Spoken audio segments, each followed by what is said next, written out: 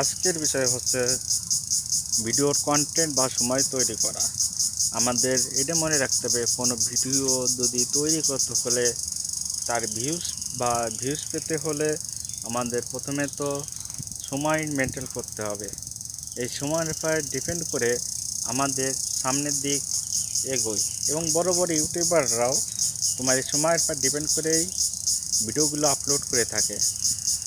হ্যাঁ, আমাদের তিনটে বিষয় আমাদের মনে রাখতে হবে, যে আপনাদের তিনটে বিষয় উপর। হ্যাঁ, তিনটে সময় আমাদের, যেমন আমাদের প্রত্যেক দিন যে হাজার হাজার প্রত্যেক দিন আমাদের তোমার 5-10টা ভিডিও আপলোড করা লাগবে না। আপনার প্রত্যেক দিন 3টে করে ভিডিও আপলোড করুন। এই 3টে ভিতর সময় মেনটেন করুন আপনারা। যেমন হচ্ছে যে আপনারা সকালেরটা দেখা যাচ্ছে দুপুরেরটা করলেন, আর আপনারা এই 3টা যদি আপনারা ভিডিও আপলোড করেন 3 সময়ে, আপনাদের ভিডিও খুব দ্রুত ভাইরাল হওয়ার সম্ভাবনা নিশ্চিত। এবং আপনাদের এর দিকে বলতে পারি যে আপনাদের ভিডিও খুব দ্রুত র্যাঙ্ক পাওয়ার সম্ভাবনা রয়েছে।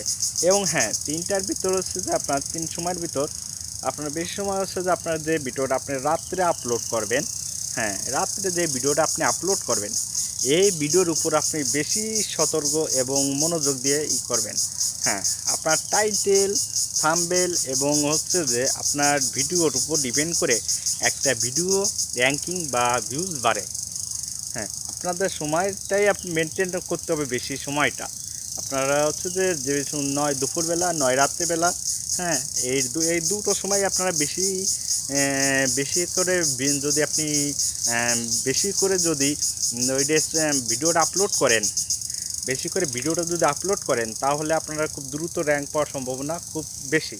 এটা হ্যাঁ, একটা কথা মনে রাখবেন যে কোনো ইউটিউবারের কোনো কন্টেন্ট আপনি কপি করতে পারবেন না।